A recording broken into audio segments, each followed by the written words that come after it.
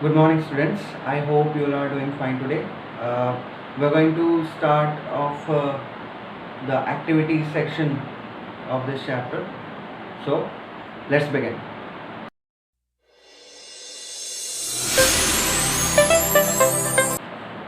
Okay, now, so the activities in this chapter, some of them are important, some of them are not that important, but we are going to go through all of the activities. हम लोग इनको सबको समझेंगे, उसमें से फिर ये भी देखेंगे कि कौन कौन सी इम्पोर्टेंट है और कौन कौन सी लेसर इम्पोर्टेंट है एंड तो उसके हिसाब से हम लोग फिर वी विल देन प्रायोरिटाइज कि कौन सी हमें ज़्यादा, किस पे हमें ज़्यादा टाइम इन्वेस्ट करना है और किस पे हम उसको इतना टाइम इन्वेस्ट ना भी करें तो it will be not as damaging. Now, starting off, the first activity in this chapter is activity 1.1, which you will find maybe on the first page of the chapter, activity 1.1. इस activity में हमें क्या करना है? We are taking some water in a jar, right, और उसमें हम sugar को डिज़ोल्व कर रहे हैं. शुगर को पहले तो ऐड कर रहे हैं. अब दो चीज़ें आती हैं, एक तो शुगर को ऐड करना, जैसे मेरे पास एक गिलास है, उसमें मैंने चीनी को सिर्फ डाल दिया, और एक होता है उसको डिज़ोल्व करना, जैसे हम बोलते हैं चम्मच को जब हम मूव करते हैं बोलते हैं. Now you will notice one thing कि जैसे आपके पास पानी है, पानी में जैसे ही आप शुगर को ऐड करोगे, जैसे ही आप उसको उसमें डालोगे, तो पानी का लेवल थोड़ा सा उसमें डिफरेंस आएगा, थोड़ा सा बढ़ेगा उसका लेवल, राइट.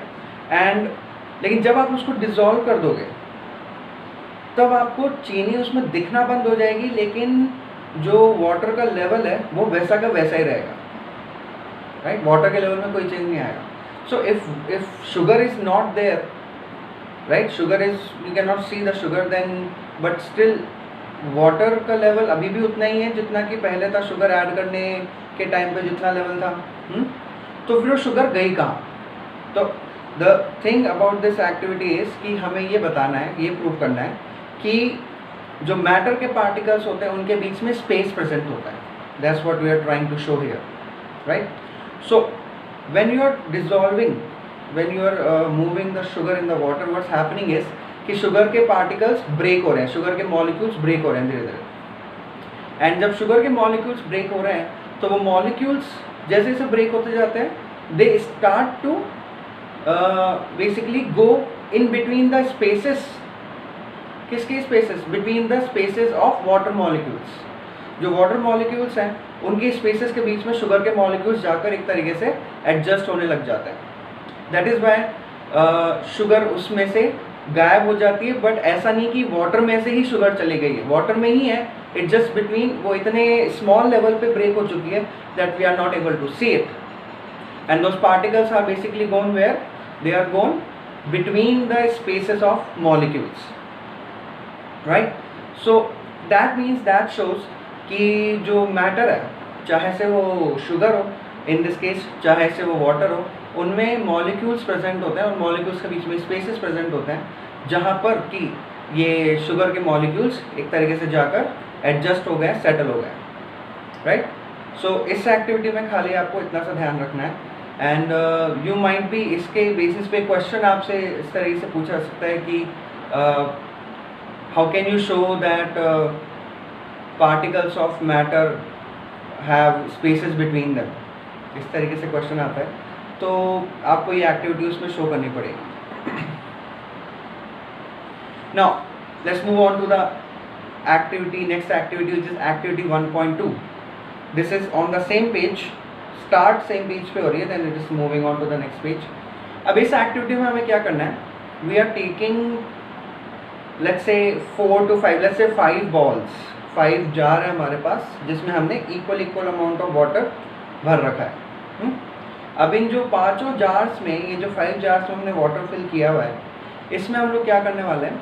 जो फर्स्ट जार है, let's say A B C D E, या let's say 1 2 3 4 5, these are 5 jars.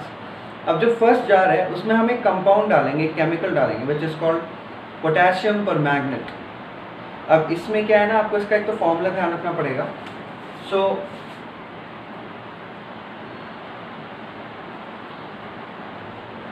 This is the formula of potassium permanganate, K, capital K, capital M, small n, capital O और फिर 4, KMnO4।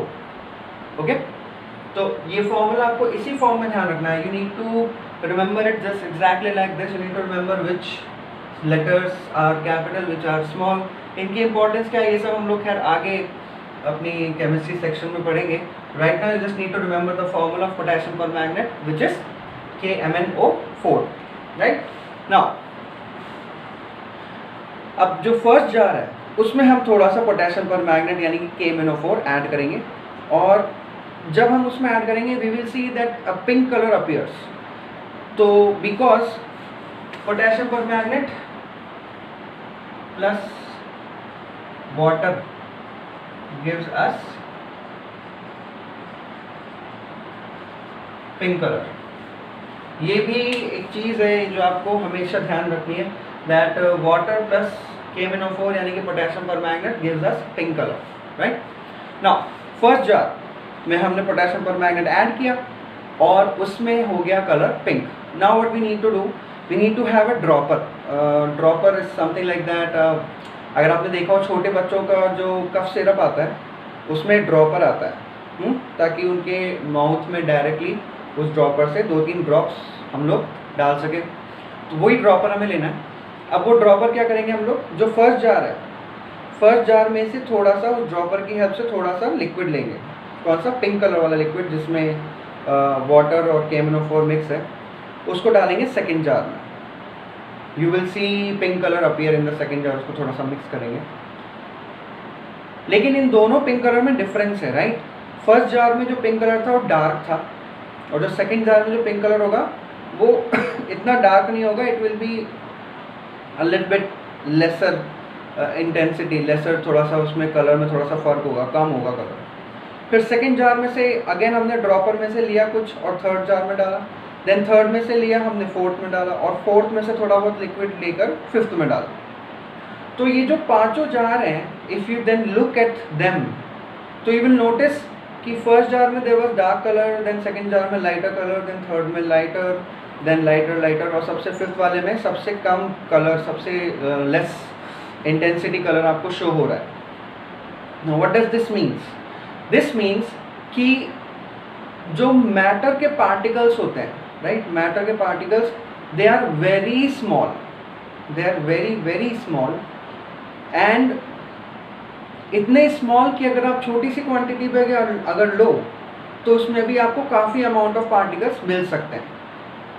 तो इसमें क्या चीज़ show हो रही है, हमने फर्स्ट जार में से ड्रॉपर लिया, ड्रॉपर में से लिक्विड लिया, तो उसमें there were so many KMnO4, so many potassium permanganate particles, right, उसको हमने ऐड किया तो पोटेशियम परमैंगनेट पार्टिकल्स ने कलर शो कर दिया सेकेंड जार में।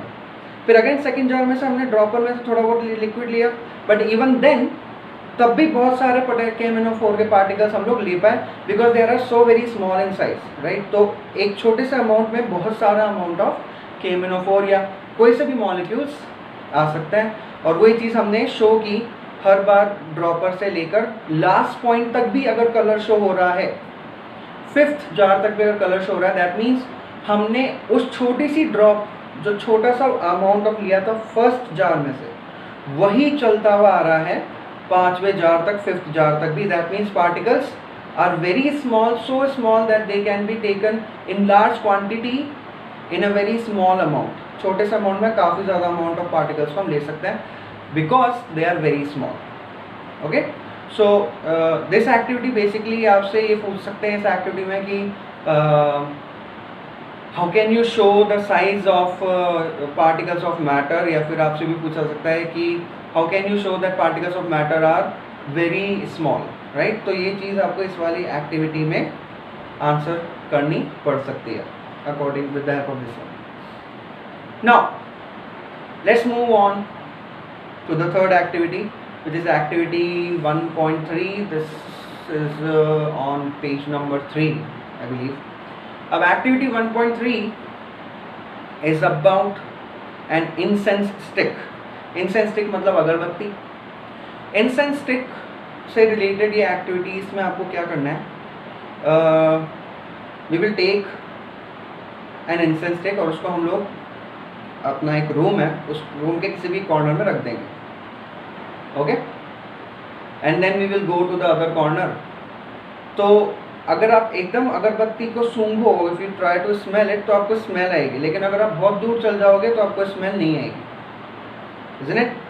लेकिन अब सेकेंड टाइम हमने क्या किया, उस अगरबत्ती को जलाया, जलाने के बाद हमने उसको वापस रख दिया, देन दोबारा हम अपने उस कॉर्नर में गए, but now we can smell the incense stick.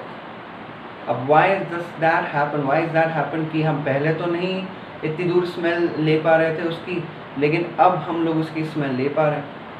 Okay, see what's happening is this activity is basically showing you that particles of matter have speed. Particles of matter are always moving. This is what about the kinetic energy, right? तो अब इसमें क्या हो रहा है, जब हमने उसको जलाया नहीं था तो पार्टिकल्स में इतनी एनर्जी नहीं थी, राइट? तो पार्टिकल्स एनर्जी नहीं थी, सो दैट इज़ वाई वो ज़्यादा दूर तक मूव नहीं हो पा रहे थे। बट जैसे ही हमने उसको जलाया, उसमें आग लगाई, we gave it fire, and fire is basically heat, and heat is basically energy. तो जैसे ही हमने उनको आग लगा के एनर्जी दी पार्टिकल्स को, तो they got so much energy कि वो बहुत जल्दी एयर के पार्टिकल्स के साथ मिक्स हो गए, और जब वो एयर के पार्टिकल्स के साथ मिक्स हो गए तो वो हम तक एक दूर के डिस्टेंस तक भी पहुंच पा रहे थे। सो this activity basically shows two things. First of all, it shows that particles have energy, a lot of energy, है ना? Particles are always moving, and अगर हम उसको heat दें, temperature बढ़ाएं, तो particles की energy भी बढ़ती है। And another thing we learned from this, we discussed about diffusion. Diffusion मतलब कैसे mix होते हैं particles आपस में, दो different type के particles। तो जब हम speed देते हैं या फिर energy देते हैं, तो जो diffusion है एयर का, जो अपनी रूम की एयर है, और जो इंसेंस स्टिक है उसकी जो पार्टिकल्स है वो जल्दी मिक्स हो गया आपस में, डिफ्यूजन रेट बढ़ गई, right? So this was the activity which was basically proving कि which that particles have energy between them, that they are always moving. So now let's move on to our next activity. Now the next activity is activity 1.4. It's on the same page as was activity 1.3. इस activity में हमें क्या करना है, we are taking एक तो हम ink ले रहे हैं, it could be a red ink or blue ink, does not matter, और एक हम ले रहे हैं honey, और हमारे पास दो जार हैं, दोनों में हमारे पास water filled up है। अब एक जार में, let's say जार नंबर 1 में हमने डाला water के साथ, हमने ऐड किया ink को, और जो सेकंड जार है, जार नंबर 2, उसमें हमने वाटर के साथ ऐड किया Honey. Now what will happen is, आप लोग इसमें बहुत ही जल्दी रिजल्ट देख लोगे कि जैसे ही आपने वाटर जार नंबर 1 में आपने इंक ऐड किया, तो वो इंक बहुत जल्दी वाटर के थ्रू आउट स्प्रेड हो गया, है ना? वाटर का कलर बहुत जल्दी ब्लैक हो गया या फिर ब्लू हो गया, वट जो भी आपका इंक का कलर है वो। लेकिन जो सेकंड जार है उसमें जैसे ही आपने हनी डाला, तो वो हनी उसमें एक्चुअली मिक्स हुआ ही नहीं, हनी बस नीचे जाकर सेटल हो गया on the base of the jar, jar का जो बेस है नीचे की तरफ, वहाँ पर जाकर बैठ गया। तो this activity again shows us one thing कि जो इंक है, इंक ने इतनी जल्दी रिजल्ट क्यों शो किया, बिकॉज इंक के पार्टिकल्स ज़्यादा फ्रीली मूवेबल है, क्योंकि इंक जो है वो कम डेंसिटी वाला है सब्सटेंस, राइट? और जो शहद है उसमें थोड़ी डेंसिटी ज़्यादा है, यानी कि पार्टिकल्स लेट्स से एक दूसरे से ज़्यादा अच्छे से अट्रैक्टेड है या कनेक्टेड है। लेकिन इंक है वो जो प्रॉपर लिक्विड है, उसमें पार्टिकल्स एक दूसरे से इतना प्रॉपरली अट्रैक्टेड या कनेक्टेड नहीं है। दैट इज़ वाई जैसे ही आपने इंक को डाला पानी में, तो इंक के पार्टिकल्स वाटर के मॉलिक्यूल्स के साथ बहुत जल्दी मिक्सअप हो गए। But on the other hand शहद यानी कि हनी के पार्टिकल्स आपस में ज़्यादा अच्छे से कनेक्टेड हैं, दैट इज़ वाई वो अपने आप या इतना ईजिली, इतना जल्दी वाटर के मॉलिक्यूल्स के साथ मिक्स नहीं हो सकते, because they can not be separated from each other that easily. So इसमें भी हमें एक चीज़ पता चलती है कि जो पार्टिकल्स हैं they are basically always moving, it just depends कि कौन से टाइप के पार्टिकल्स की हम बात कर रहे हैं। हम लिक्विड के पार्टिकल्स की बात कर रहे हैं, या जैसे हनी है, sort of a semi liquid kind of situation is going on their, उसकी बात कर रहे हैं, उस पर डिपेंड करता है, लेकिन they are always moving, right. Now next is activity 1.5। अब 1.5 में आपको क्या करना है, अगेन आपको 2 जार्स लेना है। इस बार क्या करना है, एक जार आपको लेना है ऑफ कोल्ड वाटर और एक जार आपको लेना है ऑफ हॉट वाटर। अब इसमें हम लोग एक कंपाउंड ऐड कर रहे हैं which is called copper sulphate. अब कॉपर सल्फेट का फॉर्मूला आपको ध्यान रखना है,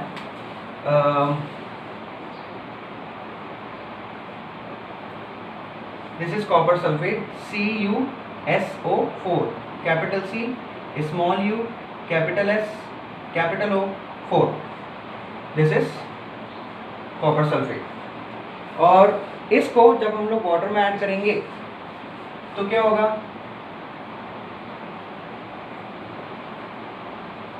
तो आपको मिलेगा ब्लू कलर। ओके, सो ये भी ध्यान रखना है आपको कि जब हम कॉपर सल्फेट यानी कि CuSO4 को वाटर के साथ ऐड करते हैं तो आपको ब्लू कलर मिलता है। नाउ अब क्या है ना, हम कॉपर सल्फेट को एक बार तो गर्म पानी में ऐड करेंगे और एक बार ठंडे पानी में ऐड करेंगे। सो अभी तक आप लोगों को थोड़ा समझ में आने लगा होगा कि क्या होगा। अगर गर्म पानी में हम लोग ऐड करेंगे और ठंडे पानी में भी ऐड किया, दोनों जार 1 जार 2, तो उसमें से हमें रिजल्ट किस में जल्दी मिलेगा, जार 1, जिसमें आपके पास हॉट वाटर प्रेजेंट है। बिकॉज हॉट वाटर की मॉलिक्यूल्स में एनर्जी ज़्यादा होती है, राइट। तो अगर हॉट वाटर के मॉलिक्यूल्स में एनर्जी ज़्यादा होती है बिकॉज टेम्परेचर ज़्यादा है, तो वो मॉलिक्यूल्स जल्दी घुल में जाएंगे with the molecules of copper sulphate. Well on the other hand copper cold water वाला जो सेक्शन है, कोल्ड वाटर वाला जो जार है, उसमें मॉलिक्यूल्स में इतनी ज़्यादा एनर्जी नहीं है बिकॉज टेम्परेचर कम है। सो इसलिए उसके मॉलिक्यूल्स कॉपर सल्फेट के साथ इतनी ईजिली, इतनी जल्दी डिज़ोल्व नहीं होंगे जितना कि अपना जार 1 जिसमें हॉट वाटर प्रेजेंट है, right. So again this is another showing कि भाई जो एक तरीके से मॉलिक्यूल्स में जो मूवमेंट होती है वो एक तरीके से उसके टेम्परेचर पे भी डिपेंड करती है। अगर टेम्परेचर ज़्यादा है तो एनर्जी ज़्यादा होगी और मूवमेंट ज़्यादा होगी, एंड टेम्परेचर कम है तो एनर्जी कम और मूवमेंट भी कम। So I hope you all understood the activities in today's class. जो रिमेनिंग एक्टिविटीज़ हैं we are going to do in our next class. So just remember to read this activities and understand them.